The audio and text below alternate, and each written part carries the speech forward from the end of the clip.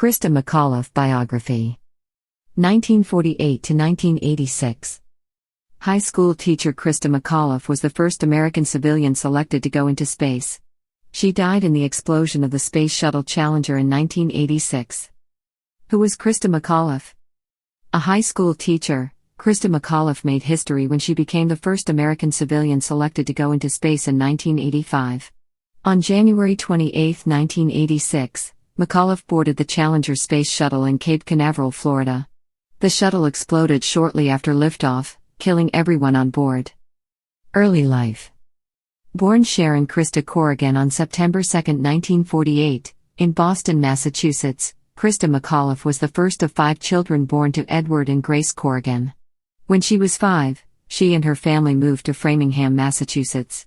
An adventurous child, McAuliffe grew up in a quiet, suburban neighborhood during the space age. McAuliffe graduated from Marion High School in 1966 and enrolled at Framingham State College, where she studied American history and education. She received a bachelor's degree in 1970 and married Stephen McAuliffe soon after. The couple had met and fallen in love during their high school days. Around this time, McAuliffe began her career as an educator, teaching American history and English to junior high school students in Maryland. In 1976, she and Stephen welcomed a son, Scott. After earning a master's degree in education from Bowie State College in 1978, McAuliffe and her family moved to New Hampshire. She landed a teaching job at a high school in Concord and gave birth to a second child, Caroline. In 1981, when the first space shuttle circled the Earth, McAuliffe made sure her students took notes. 3 years later, President Ronald Reagan and the National Aeronautics and Space Administration, NASA, announced a bold new program, the Teacher in Space Project. Selected for space mission.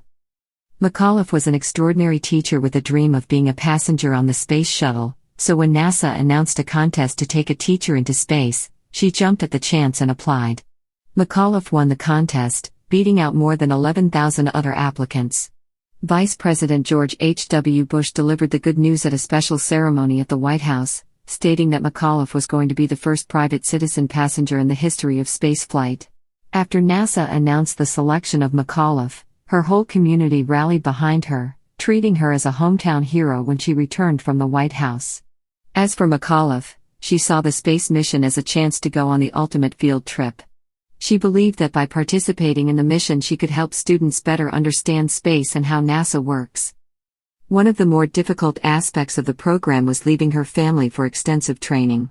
She headed to the Johnson Space Center in Houston, Texas, in September 1985, returning only for the holidays.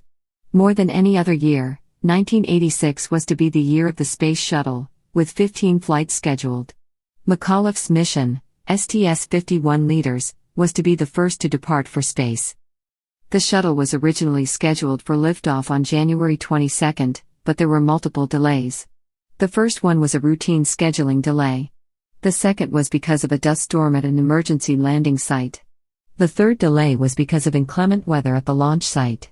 One final delay was due to a technical problem with the door latch mechanism. Challenger tragedy. On January 28, 1986, McAuliffe's friends and family, including her 2 children, anxiously watched and waited for the Challenger space shuttle to take off from the Kennedy Space Center in Cape Canaveral, Florida. Her students in Concord also tuned in with the rest of the country to watch the history-making space expedition. However, less than 2 minutes after liftoff, the shuttle exploded, and everyone aboard died.